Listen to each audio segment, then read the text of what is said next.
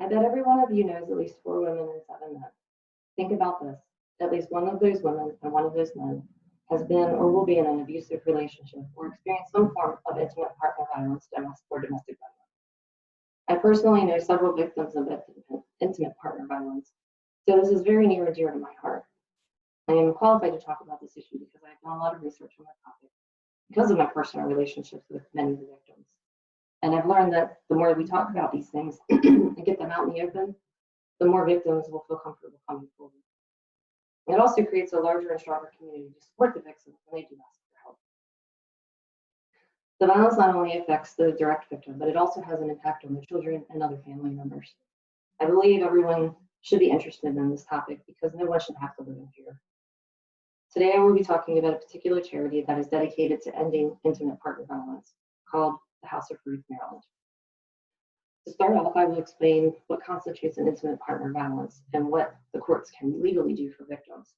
Intimate partner violence, or domestic violence as you may know it, as the World Health Organization defines any behavior within an intimate relationship that causes physical, psychological, or sexual harm to those in the relationship, including acts of physical aggression, sexual coercion, psychological abuse, and controlling behaviors.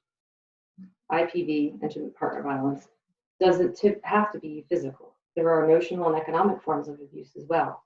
The most extreme forms are physical, battering, intimate, terrorism, coercive controlling, violence, and are typically reported by women who require medical services.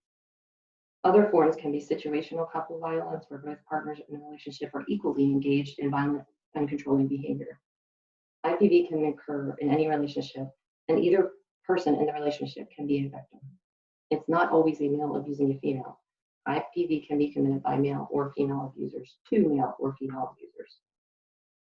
I'm sure you're wondering, with all the problems in the world today, how big is this problem really?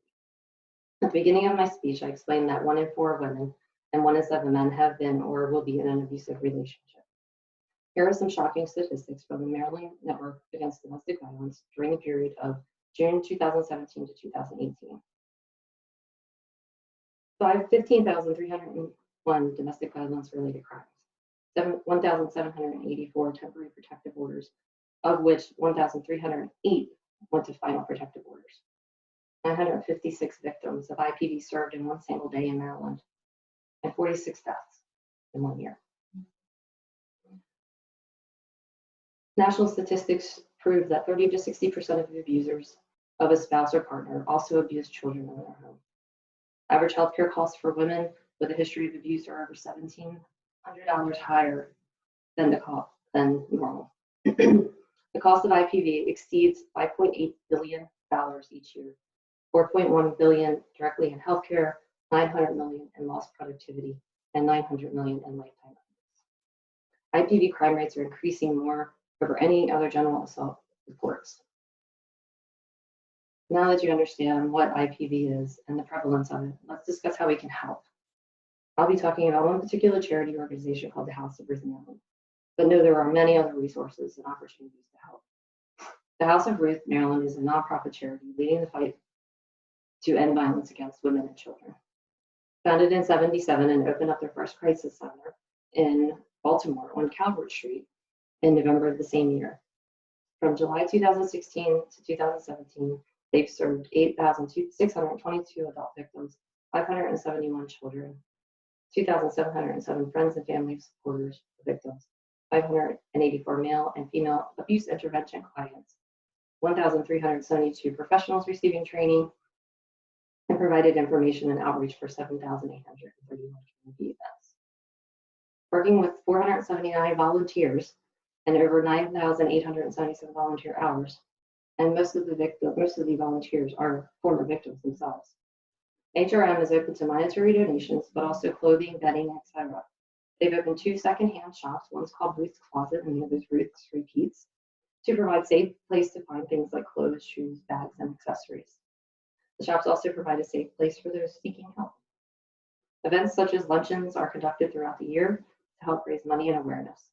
I've personally attended one where victims had made items like the centerpieces on the tables or little makeup pouches that I have myself.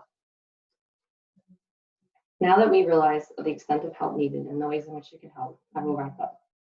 The House of Ruth Maryland works to help protect victims of intimate partner violence with a number of programs, including shelters, transitional housing, secondhand shops, holistic health and wellness programs, as well as on-site clinic staffed by Johns Hopkins University School of Nursing. Even if you're a victim or you do know a victim of IPV, I know you're sitting there thinking, how can I help?